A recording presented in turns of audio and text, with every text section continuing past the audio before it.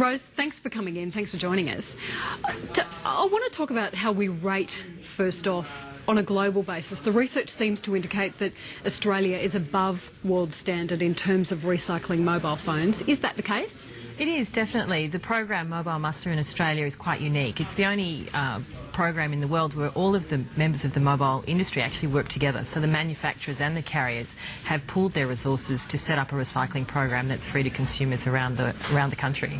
Is that how we differ? Do you think the rest of the world is not taking it seriously enough? Well, that's how we differ, and our focus is very much about keeping phones out of landfill and also making sure the materials are recovered properly. The program's funded by a levy that's paid up front for every handset that's shipped into the country, so it's what you would call an advanced recycling fee.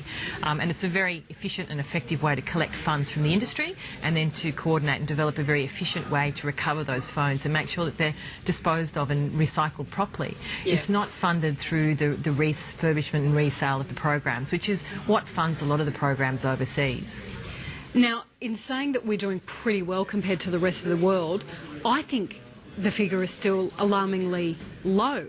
Is it about 6% of Australians? That's correct. 6% of the net imports, not Australians, but 6% of the net imports that were recycled in the last 12 months. That's actually reasonably high. I know it sounds low as a figure. 80% of people actually keep their old phones and hang on to them as a spare or pass it on to friends and family or keep reusing them. That's pretty common around the world, and I think what's quite interesting is the awareness of mobile phone recycling now as a result of MobileMuster for the last 3 years is up over 80%, whereas still across in many countries it's 40%, 60%, nowhere near as high, and awareness is such a critical factor to get people to recycle, and offering incentives and rewards and making recycling a lot simpler and easier for people is very critical as well. Do you think that's good enough though? If awareness is up over 80%, but 80% aren't actually doing it, how do you reconcile that? I think the really key thing is what's happening to the phones that people aren't hanging on to, and that's our primary goal, is to really capture all of those. So if we look at that in terms of what people decide to no longer keep, we're up in the 20-25% at the moment, and we want to get up to 80% in the next 5 years. So what that means is there's less and less phones going to landfill, there's less and less phones, say, being shipped offshore, and what we're doing is making sure that they're being processed and recovered and handled properly. And that's the primary focus, is to keep them out of landfill. If people want to hang on to their phones, then that's okay. They're not actually harming the environment. The big issue, though, is it's actually a waste of resource sitting at home, not being turned into, say, new plastic fence posts, or the stainless steel being recovered, or the gold and the silver out of the circuit board. So, which is substituting raw materials and therefore reducing our greenhouse gas emissions in the future and reducing our energy use in the future. So, the main target is to making sure that when people no longer want to keep their phones, is that they actually recycle them. And so we really want to try and make headway there. How many people, have you got figures on how many mobile phones you think are sitting in desk drawers somewhere? Yeah, anywhere between 14 and 16 million. Most people would have at least one spare phone at home. Yeah. You'd have anywhere between 40% of people probably have 2 or more now, and it's such a small item, and you just chuck it in the drawer, and it might sort of still work a bit, or it might have your phone numbers on it, and there's a whole range of reasons why people don't do it. Is it laziness? What? Oh yeah, sure, that's part and parcel of it. It's really interesting. There's probably about 4 different groups of behaviour. As soon as there's one group of people, as soon as they know that they can recycle and where they can recycle, they're off and they're in. They're doing the right thing. They're very committed. Then you've got But they're not, though, because you've just said that 80% is awareness. There's about 4 groups of people that do it, and so there's a certain group that as soon as they're aware, they're out there doing it. Right. There's a second group that they're aware and their intention's gone up, but they haven't quite made it there. So this is why we have the Old Phones More Trees campaign, where we plant a tree with Landcare Australia for the handsets we receive. Yeah. And that gets everyone off and gets them focused. Oh, okay, it's top of mind. Let's do it now before World Environment Day, and let's do something good. And that gives them that incentive. And then there's probably a group of people that won't really value them and feel that they should be paid for their phone. And there's some people that, it doesn't matter, they can just leave it there, and next time they move house they'll deal with it, but they won't worry about it till then.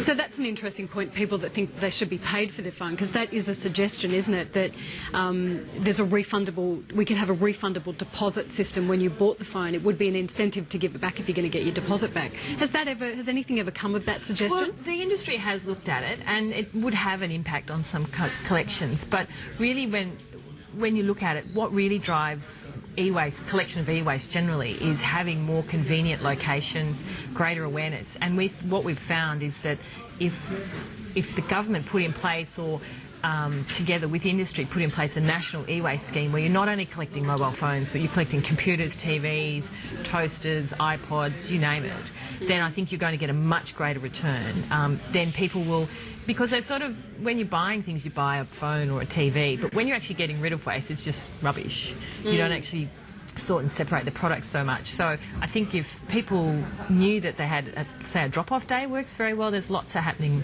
around Sydney and Melbourne, and all the councils are starting to run e-waste drop-off days, and companies like ourselves and others are supporting and helping fund those. So, I think if we could get a national scheme where people could either, through their curbside even, put the smaller items like your phones and batteries. We're trialling that in a couple of areas already where you can recycle through curbside. Or else you have those drop-off days where you go to a local park or the local depot, or else even along on the hard collection days.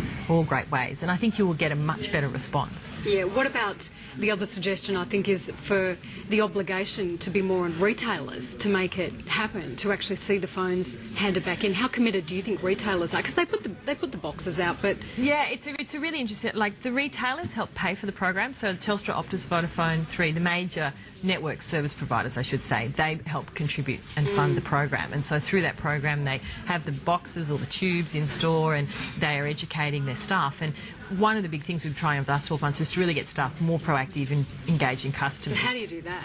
Oh, it rewards, incentives, education. I mean, it's quite interesting. We do a jelly bean offer, send in your phones and get a tub of jelly beans. And that actually really gets staff very excited about the program. It keeps the awareness of the program top of mind for them, and actually, gets the phones in, which is good. And we've found if the staff are proactive in speaking about it, and also complemented by messaging in the catalogues, online messaging on the websites of the retailers, the call signs, when they're renewing contracts, there's all these different ways when they're touching their customers that they're really starting to mention and remind people to recycle. And so the more we can embed that into that day-to-day messaging, then the greater return we're going to get. But is it a case where it's such a significant problem that we really need to get tougher in terms of either some sort of financial penalty on retailers or more of a financial incentive for consumers? I think it's penalising the retailer.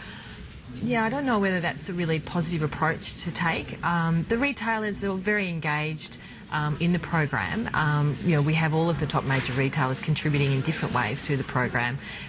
Getting them to really promote the program to consumers and offering some encouragement is a helpful thing. And I think the Old Phones More Trees is one great way, and a lot of our retailers have really got behind that in lots of different ways internally as well, which is good to help raise awareness. Yeah, we go through a lot of phones, I think, don't we? Is it the figures we replace them every 18 months? Yeah, 18 to 24 months, which is half of the phones are usually on contracts in Australia, and so they usually get turned over with that contract. Plenty of people also argue that they're forced to update their phone because the technology is constantly superseded. You can't get parts for older phones. Is that a problem that could be addressed? It's a small problem. I think what's quite interesting is there's work to move ahead to have a universal plug for your charger, so you reduce the amount of accessories, which is a really good thing. A lot of the handset manufacturers are using recycled products in their phones, which is great. And also a lot of the carriers are starting to look at having software packages that they can upgrade your existing handset. So you still keep the handset, but you actually enhance the functionality of the phone by enhancing the software. So each of the carriers has a slightly different focus on those and is actually making some good progress. Would we ever see a time when phones are biodegradable? Oh, well, I don't know. No, I don't know, because, if you've got the metals in them, their metals really aren't biodegradable. Yeah. You could go to a cornstarch plastic, I suppose, but I don't know how effective that would be, because a normal plastic isn't biodegradable in that sense. Just explain to us what happens when the phones are recycled. Oh, okay. So we have a recycler in Australia, MRI, who takes all of our phones. They're dismantled into the shells are taken off the casings, the plastic casings, and they go to one area.